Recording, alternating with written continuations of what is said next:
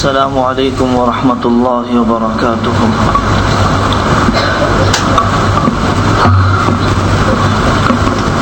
الحمد للہ وکفی وسلام علی عبادہ الذین اصطفی، اما بعد، اعوذ باللہ من الشیطان الرجیم، بسم اللہ الرحمن الرحیم۔ یا ایھا الذین آمنوا توبوا الی اللہ توبۃ نصوحا، صدق اللہ العظیم۔ وقال رسول اللہ صلی اللہ علیہ وسلم: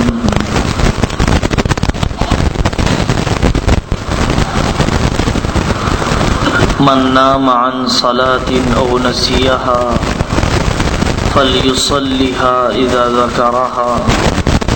وقال رسول اللہ صلی اللہ علیہ وسلم: من کسب طیبا يخبثه منع الزكاة، ومن كسب خبيثا لم تطيبه الزكاة، أو كما قال رسول الله صلی اللہ علیہ وسلم۔ میرے عزیز دوستو، دینی بھائیوں اور بزرگوں،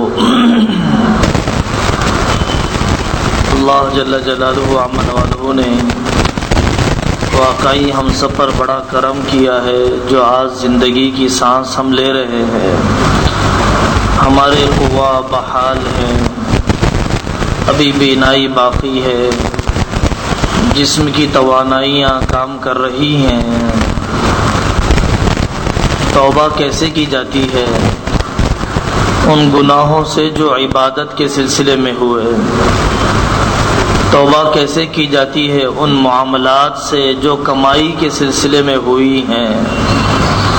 توبہ کیسے کی جاتی ہے؟ رشتوں کے سلسلے میں جو ہم سے کوتاہی ہوئی ہے۔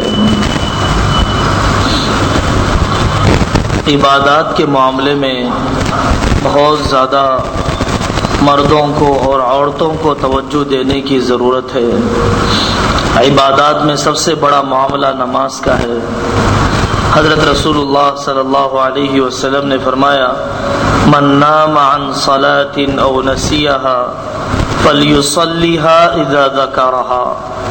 جب کوئی نماز پڑھنے سے سو جائے یا نماز کو بھول جائے تو اسے چاہیے کہ جب یاد آ جائے تو نماز کو پڑھ لے۔ وقت باقی ہو تو پڑھ لینا چاہیے، وقت ختم ہو چکا ہو تو بھی پڑھ لینا چاہیے۔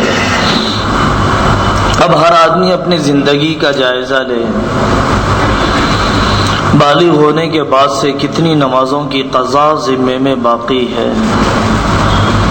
ہماری ایک بوڑھے شخص سے ملاقات ہوئی جو ریٹائرڈ ہو گئے تھے، اور وہ دعا کی درخواست کر رہے تھے کہ دعا کر دیجئے 2 سال کی عمر اللہ اور مجھے عطا فرما دے۔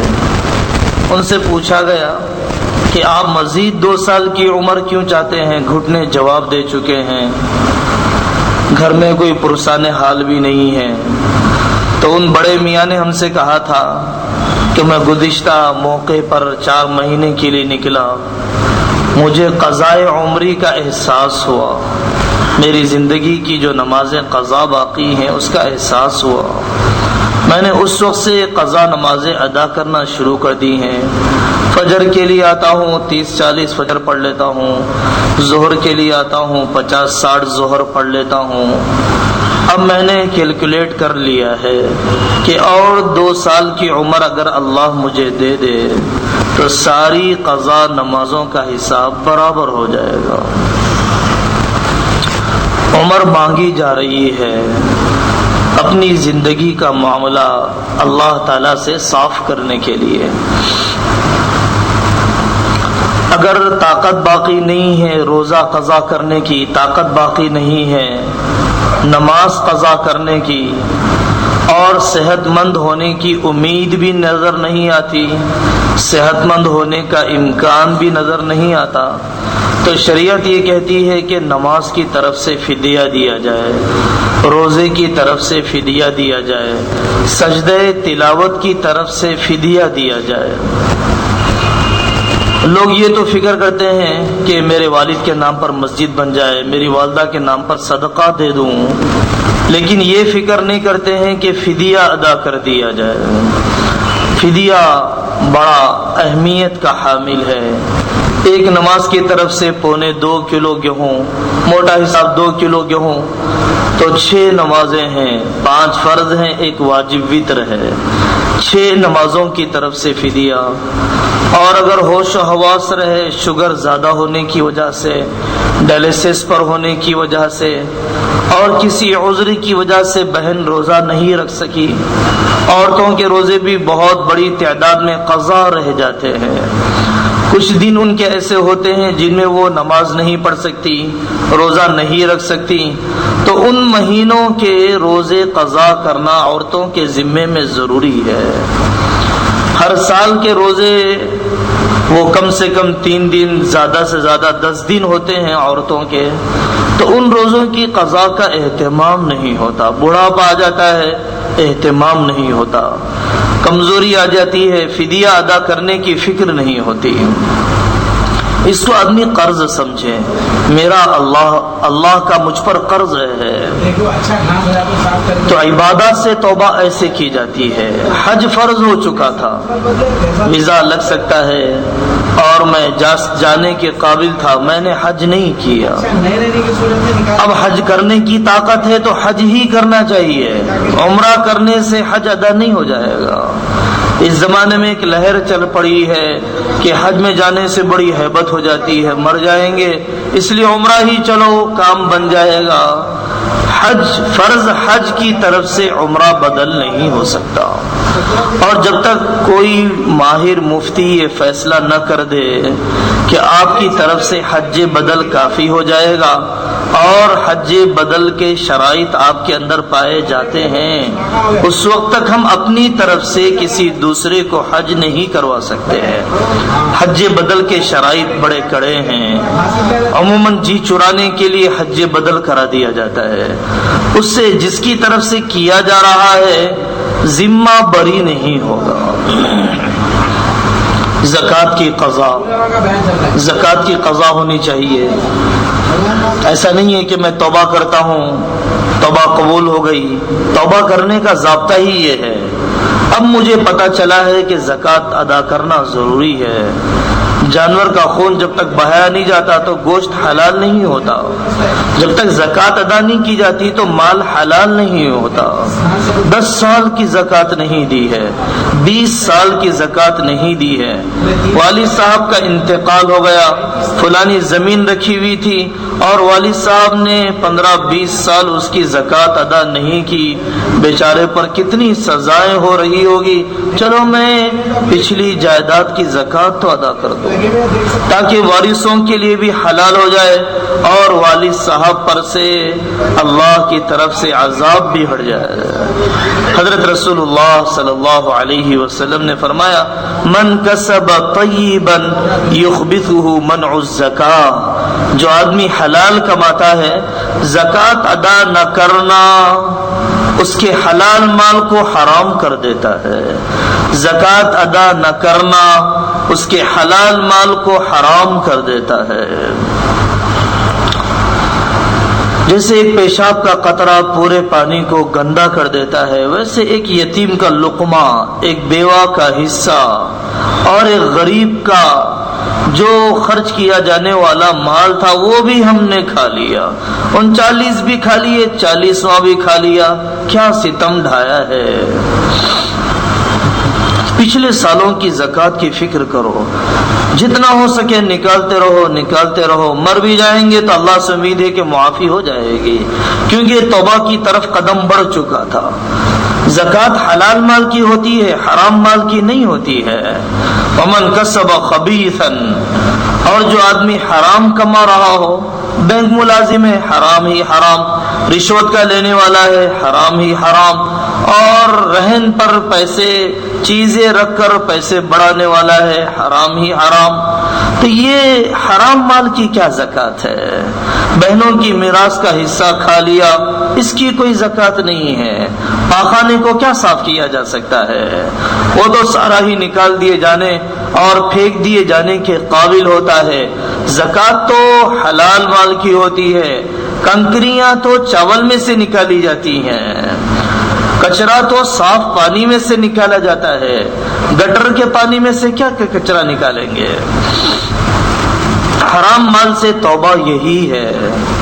ہمارے پاس کچھ دن پہلے ایک نوجوان آیا، اس نے 2 سال MLCs میں جاب کیا، اور وہ جاب ایسی تھی جو بینکنگ سسٹم سے ریلیٹڈ تھی، اور ہم جانتے ہیں کہ جتنا بینکنگ سسٹم ہے وہ چلتا ہی ہے غریبوں کے خون کو چوس کر۔ جتنا ساری دنیا کا کیپٹلزم ہے، جتنا سرمایہ دارانہ نظام ہے، اس میں پیسے سے پیسہ جنریٹ کیا جاتا ہے، اس میں بیچ میں مزدوری یا بزنس کا کوئی تعلق نہیں ہوتا۔ بینک چلتا ہے ڈپازیٹر اور لون لینے والے پر۔ ادھر سے پیسہ رکھ دیا گیا اور ادھر قرض دے دیا گیا، پیسہ رکھنے والے کو 5 روپے دے دیے گئے اور قرض لینے والے سے 10 روپے لے لیے گئے۔ یہ تو سراسر حرام ہی حرام ہے۔ جس حال میں مجھے خنزیر کھانا جائز ہے، شراب پینا جائز ہے، تو بینک ملازم یا کیپٹلزم سے ریلیٹڈ جو چیزیں ہیں وہ کرنا میرے لیے جائز ہے۔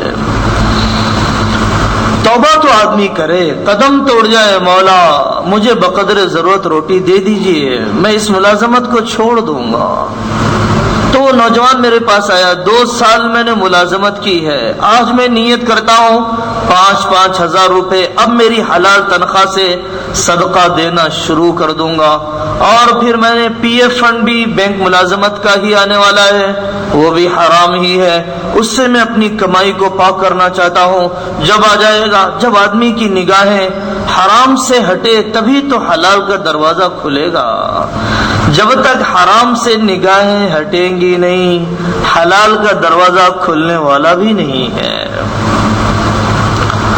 حرام کمائیوں سے بہت زیادہ بے احتیاطیاں ہو رہی ہے۔ لوگ سمجھتے ہیں کہ میں نے مسجد بنا دیا تو چلو اب میری کمائی میں جو حرام آ گیا معاف ہو جائے گا، میں تبلیغ میں چلا جاؤں تو جتنا حرام کمایا ہے کھایا ہے وہ سب حلال ہو جائے گا۔ نہیں نہیں نہیں، اس کی توبہ الگ ہے۔ حضرت علی رضی اللہ عنہ نے اپنا گھوڑا ایک آدمی کو دیا اور نماز پڑھنے کے لیے مسجد میں گئے، باہر آ کر دیکھا تو گھوڑا لگام کے بغیر ہے، اور جس کے ذمے میں دیا تھا وہ لگام چوری کر کے بازار میں بیچ رہا ہے۔ حضرت علی رضی اللہ عنہ گئے اس کے پاس، الجھتے تو تھے نہیں، کہا کہ بھئی یہ لگام کتنے میں بیچو گے؟ اس نے کہا 2 درہم میں۔ حضرت علی رضی اللہ عنہ کے گھوڑے سے چوری کی ہوئی لگام ہے، حضرت علی ہی کو 2 درہم میں بیچ رہا ہے۔ حضرت علی رضی اللہ عنہ نے فرمایا کہ میں نے تو اسے، چونکہ اس نے احسان کیا کہ میرے جانور کی نگرانی کی، میں نے 2 درہم بطور ہدیے کے اسے دینے کی نیت کر ہی لیا تھا، لیکن کیا کروں، جب وہ حرام طریقے سے لینا چاہتا ہے، حلال طریقے سے لینا نہیں چاہتا۔ اسے تو میں نے 2 درہم دینے کی نیت کر ہی لی تھی، کیا کروں جب وہ اپنا مقدر حرام سے لینا چاہتا ہے، حلال سے لینا نہیں چاہتا۔ میرا مقدر مجھے مل کر رہے گا، میں حرام سے کیوں لوں؟ حضرت تھانوی رحمت اللہ علیہ کو پتا چلا دادا نے دادی کا مہر ادا نہیں کیا، یہ غم ہے، یہ غم۔ آج کہاں ایسی اولاد ملتی ہے جس کو وہ ہمدردی ہو، آخرت کے مسئلے میں اپنے باپ کی گردن کے چھڑانے کا درد ہو۔ دین ہوگا تبھی تو کچھ یہ کسک بھی دلوں میں پیدا ہوگی۔ تو حضرت کو غم ہوا تو انہوں نے ان کے چچا، تائے، پھوپھیاں دنیا میں کہاں کہاں، ان کے بچے کہاں کہاں، پھر اگر دادا کے مہر کو دادی کے حوالے کر دیا جائے اور دادی سے میراث میں وہ مہر تقسیم کر دیا جائے تو ان پوتروں نواسوں کے حق میں کتنی کوڑیاں کتنے آنے آتے ہیں وہ سارا حساب کر کے پہنچایا، اور ایک دن اطمینان سے فرمانے لگے اب اللہ سے امید ہے کہ میرے دادا کی اللہ کے یہاں پکڑ نہیں ہوگی۔ یہ توبہ ہے حرام مال سے، رشوت لیا ہے اب توبہ کرے۔ ایک نوجوان میرے پاس آیا کہ میرے والد صاحب نے مکان کی تعمیر میں 30,000 رشوت کے لگائے، تو میں اپنے مکان کو وہ حرام مال سے پاک کرنا چاہتا ہوں۔ اسے مشورہ دیا گیا ٹھیک ہے بھائی 2 روپئے سے ہی نکالنا تو شروع کر دو، 10 روپئے سے ہی نکالنا تو شروع کر دو۔ وہ آسانی سے سارا مکان حرام سے پاک ہو گیا۔ ہمارے والد نے بہنوں کا میراث کا حق نہیں دیا، ہمارے حصے میں جتنا حرام آ گیا ہم اپنی کمائی کو پاک کرنا چاہتے ہیں۔ میراث کا حرام، رہن کا حرام بڑا رواج ہے۔ حضرت رسول اللہ صلی اللہ علیہ وسلم کے پاس ایک صحابی آئے اور آ کر یہ فرمانے لگے یا رسول اللہ میں زکوٰۃ وصول کرنے کے لیے گیا تھا تو لوگوں نے زکوٰۃ میں یہ دیا، میرے تحفے میں یہ دیا، زکوٰۃ میں یہ دیا اور مجھے تحفے میں یہ دیا۔ حضرت رسول اللہ صلی اللہ علیہ وسلم نے فرمایا بڑے ناراضگی کے ساتھ ممبر یہ فرمایا اپنے باپ یا ماں کے گھر میں بیٹھ جاتا، پھر دیکھتا کہ اسے کون ہدیہ لا کر دیتا ہے۔ سرکاری ملازمت پر کچھ گڈ ول نہیں ہوا کرتا، وہ تو رشوت ہی ہوتی ہے۔ سرکاری کاموں پر کچھ گفٹ نہیں ہوتا، وہ حرام رشوت ہی ہوا کرتی ہے۔ تو آپ صلی اللہ علیہ وسلم نے انہیں حکم دیا کہ جو ہدیے کے نام پر لیا ہے وہ سب بیت المال میں جمع کر دیا جائے۔ تو رشوت سے پاکی کا ایک ہی راستہ ہے کہ جتنا میں نے لیا ہے وہ سب میں صدقہ کر دو۔ مالک پتہ ہے لوگ رہن پر مکان لے لیتے ہیں، صاحب میں آپ کو 10 لاکھ دے دیتا ہوں، رکھ لیجئے، میں مکان آپ کا استعمال کرتا رہوں گا۔ یہ 10 لاکھ روپے تو قرض ہے اور یہ مکان ہمارے معاشرے میں رہن کہا جاتا ہے، تو انہوں نے کرایہ جو نہیں دیا نا یہ سود کھا رہے ہیں، یہ سود ہے، جو کرایہ نہیں دیا ہے وہ سود ہے۔ قرض پر کوئی نفع نہیں اٹھایا جاتا۔ شریعت میں اگر قرض دینا ہو تو اللہ کے لیے دو، نہیں دینا ہے تو کوئی غم نہیں، لیکن قرض پر نفع اٹھانا یہ سود ہے۔ کل قرض جر نفعا فهو ربا، فقہا کے پاس یہ اصول ہے، ہر وہ قرض کے جو نفع کو لانے والا ہو اس پر اضافی چیز کو لانے والا ہو وہ سود ہی سود ہے، وہ حرام ہی حرام ہے۔ اس زمانے میں مزاج یہ بن گیا کہ قرض پر فائدہ اٹھاؤں۔ قرض دینے کا فائدہ کیا ہے صاحب؟ اگر میں ان کے مکان میں نہ رہوں، شیورٹی چاہیے تو مکان رکھ لیا جائے، لیکن جب استعمال کر رہا ہے تو اتنا کرایہ قرض میں سے مائنس کرے گا تبھی حلال ہے۔ اپنے پاس کاغذات رکھ لیتا ہے شیورٹی کے لیے، وثوق کے لیے تو کوئی بات نہیں ہے، لیکن یہ جو مروجہ رہن کی شکل ہے وہ تو توبہ کرنے کی، جلد از جلد اپنے معاملے کو پاک کرنے کی ضرورت ہے۔ کتنا بڑا گناہ ہے، غم کھاؤ کتنا بڑا گناہ ہے۔ ماں سے بھی زنا کرنے سے بدتر، کس کی طبیعت گوارا کرے گی؟ 30 درجے زنا سے گرا ہوا گناہ ہے سود کا لین دین۔ شوگر پھیل گیا تو علاج کرانا نہیں چھوڑ دیا ہے نا، بی پی پھیل گیا تو علاج کرانا نہیں چھوڑ دیا، حرام پھیل گیا تو علاج کرانا چھوڑ دیا، کینسر پھیل گیا تو علاج کرانا نہیں چھوڑا، اور ریسرچ ہو رہا ہے کہ کینسر سے کیسے بچے، اور پیسہ خرچ کر رہا ہے کہ کینسر سے کیسے علاج ہو جائے، کرنا چاہیے۔ تو حرام کے پھیلنے پر ارے سب ہی کھا رہے ہیں۔ ساری دنیا چوری کرنے لگے تو چوری حلال نہیں ہو جاتی، ساری دنیا کے مفتی زنا کرنے لگ جائیں تو زنا حلال نہیں ہوتا، اور ساری دنیا کے امام سود کھانے لگ جائیں تو سود حلال نہیں ہوتا۔ اہل علم مسئلہ بتانے والے ہوتے ہیں، مسئلہ بنانے والے نہیں ہوتے۔ جیسے وکیل قانون بتانے والا ہوتا ہے، قانون بنانے والا نہیں ہوتا۔ قانون بنانے والا اللہ ہے. اور یہ جو علماء بتلاتے ہیں یہ زبان ہے، یہ ترجمان ہے، یہ ترجمان ہے، یہ بنانے والے نہیں ہیں. بنانے والوں سے پوچھ لو کیوں قانون بنایا ہے. ایک پیٹ کا نظام کافر کا ہے، ایک پیٹ کا نظام مسلمان کا ہے.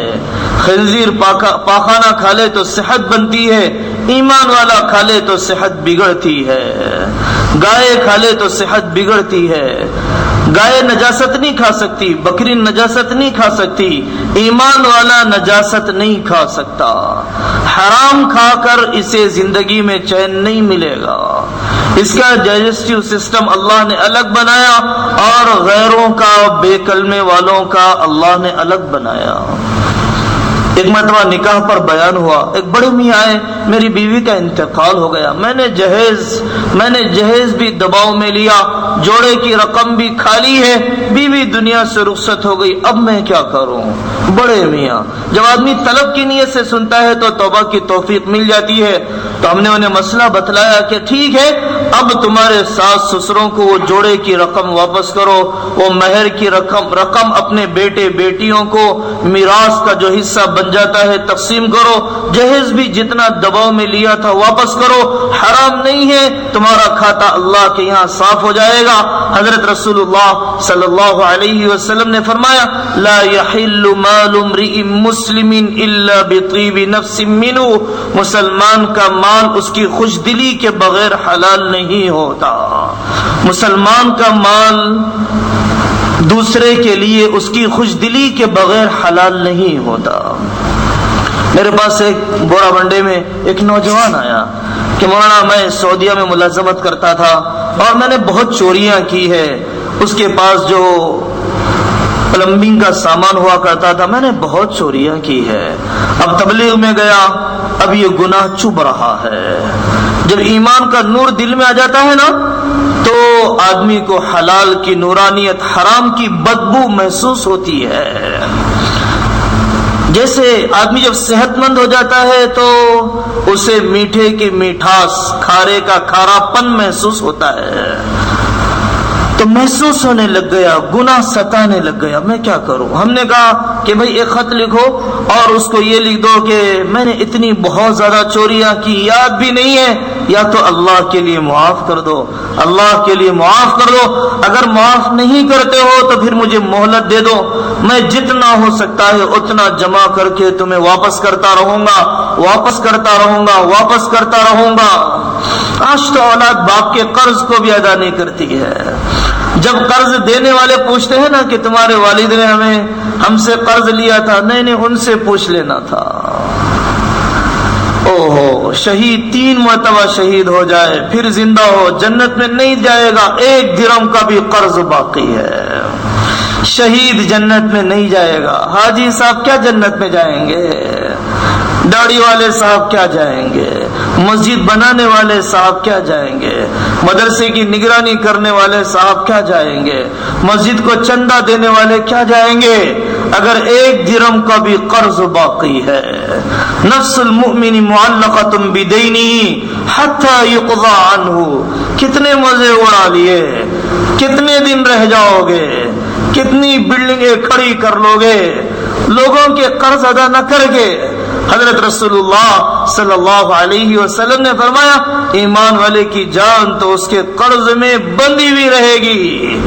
عبداللہ بن ابی منافقوں کے سردار کے جنازے کی نماز پڑھائی لیکن اس کے جنازے کی نماز نہیں پڑھائی جس کے ذمے میں 2 درہم کا بھی قرض باقی ہے. نہیں دوں گا، کیا کر لو گے کر لو، نہیں دوں گا، کیا کر لو گے کر لو. کیا اسے اللہ کی عدالت میں نہیں جانا ہے؟ کیا اس کا کوئی پیدا کرنے والا نہیں ہے؟ یہ اللہ کے وکیلوں کو کیا رشوت دے دے گا؟ کیا اسے جنت کا شوق نہیں ہے؟ موت کے سفید بستر پر بھی علاج کے پیسے بھیک مانگنے کا تو درد ہے، قرض ادا کرنے کا شوق نہیں ہے. میرے عزیزو، یہ توبہ حرام کی میں نے کئی قسموں کو ذکر کیا اور معاملات کی شفافیت کے سلسلے میں کئی پہلوؤں کو میں نے بتلایا کہ اپنی کمائی کس طریقے سے پاک ہو جائے. ایصال ثواب، لوگ پوچھتے ہیں ایصال ثواب کرنا ہے، میں اپنے والد کے لیے پہلے یہ قرض ادا کرو، پہلے یہ حرام پاک کرو، پہلے ان کے فدیے ادا کرو، پہلے ان کے فدیے ادا کرو. حضرت رسول اللہ صلی اللہ علیہ وسلم نے بقرعید کے موقع پر قربانی دی اور یہ فرمایا یہ میری امت کی طرف سے. زندگی میں ایصال ثواب، زندگی میں ایصال ثواب. حضرت مسجد قباء تشریف لے گئے، 2 رکعت نماز آپ نے پڑھی اور یہ فرمایا یہ 2 رکعت ابو ہریرہ کے لیے، یہ 2 رکعت ابو ہریرہ کے لیے. حضرت شیخ الحدیث وہاں زکریا صاحب رحمۃ اللہ علیہ کو لوگ مکہ مکرمہ سے ہدیہ بھیجتے اور کچھ لوگ یہ کہتے کہ حضرت میں نے آپ کے لیے طواف کیا ہے، حضرت میں نے آپ کے لیے طواف کیا ہے. حضرت شیخ الحدیث وہاں زکریا صاحب رحمۃ اللہ علیہ فرماتے ہاں مجھے اس تحفے سے بڑی خوشی ہوتی ہے. بچہ پیسہ بھیجتا ہے تو خوش ہو جاتے ہیں، لیکن بے نمازی پن بھیجتا ہے تو غم نہیں ہوتا ہے. ہماری اولاد تو عذاب جاریہ بنی ہوئی ہے، ہماری زندگیاں تو عذاب جاریہ، ٹی ویاں چھوڑ کر جاتا ہے، کون کون سے حرام ہیں زندگیوں میں وہ چھوڑ کر سلسلہ وار چلا جاتا ہے. اس لیے میرے عزیزو توبہ میں جلدی کرو، نہ جانے زندگی کی شام کب ہو جائے. توبہ میں جلدی کرو، نہ جانے غربت کے بادل کب چھا جائیں. توبہ میں جلدی کرو، نہ جانے رشتے ناتے کب ٹوٹ جائیں. ہار مان لو، رشتے جوڑ لو، رشتے جوڑ لو. جنازے پر کھڑے ہو کر کہنے سے کیا ہوگا کہ صاحب جو بھی ہے ہم معافی چاہتے ہیں، جو دینا ہو ہم سے لے لو. ایمان والے کی 3 راتیں اس حال میں نہیں گزر سکتی کہ اس کے سرانے وصیت نہ لکھی ہوئی ہو، اس کے سرانے وصیت نہ لکھی ہوئی ہو اور اس کی 3 راتیں گزر جائے. وصیت لکھنے کا اہتمام ہر اس آدمی کو ہوگا جسے آخرت یاد ہے. ہر اس آدمی کے پاس وصیت لکھنے کا اہتمام ہوگا جسے اپنی منزل یاد ہے، ورنہ یہ دنیا سے رخصت ہو جائے گا اور فائنینشیل اتنی پیچیدگیاں مفتیان کرام کا دماغ بھی حیران ہو جاتا ہے مسئلے کا اصل جواب کیا بنایا جائے. کمبائنڈ فیملیاں، مالک کون ہے، اونر کون ہے، شیئر کون ہے، پارٹنر کون ہے، کوئی اندازہ ہی نہیں. نہ زکوٰۃ کا حساب، نہ میراث کا حساب، کوئی معاملات کی شفافیت نہیں ہے. حضرت مفتی شفیع صاحب رحمۃ اللہ علیہ اپنے بیماری کی موت والی بیماری میں باہر کے کمرے کا کوئی برتن آ جائے بیٹے باہر، کوئی چیز آ جائے بیٹے باہر. مفتی تقی عثمانی صاحب نے پوچھا ابا جان آپ باہر کے کمرے کے باہر کی کوئی چیز اندر کیوں آنے نہیں دیتے؟ تو مفتی شفیع صاحب رحمۃ اللہ علیہ نے فرمایا بیٹے میں نے وصیت لکھ دی ہے کہ فلانا اس کا، فلانا اس کا، میرے کمرے میں جو ہے وہ میرا، باقی جو باہر ہے وہ تمہاری ماں کا ہے. میں اس حال میں ماننا نہیں چاہتا کہ تمہاری ماں کا کوئی سامان میرے سامان میں ہو اور وہ میری میراث بنا کر ظالمانہ طور پہ تقسیم کر دی جائے. انتقال ہو گیا. ڈاکٹر عبدالحی صاحب رحمۃ اللہ علیہ ملنے کے لیے آئے تو مفتی تقی عثمانی صاحب نے حلوہ دیا. میرے والد صاحب یہ طاقت کا حلوہ کھاتے تھے، بڑی کمزوری محسوس ہو رہی ہے، لے لیجئے. تو ڈاکٹر عبدالحی صاحب نے پوچھا کیا بھائی سارے وارثوں سے اجازت لے لی ہے؟ سارے وارثوں سے اجازت لے لی ہے؟ یتیم کا مال، وارثوں کا مال تو اجازت کے بغیر حلال نہیں ہوتا. اللہ تعالیٰ مجھے بھی سچی توبہ کی توفیق مرحمت فرمائے، آپ حضرات کو بھی سچی توبہ کی توفیق مرحمت فرمائے.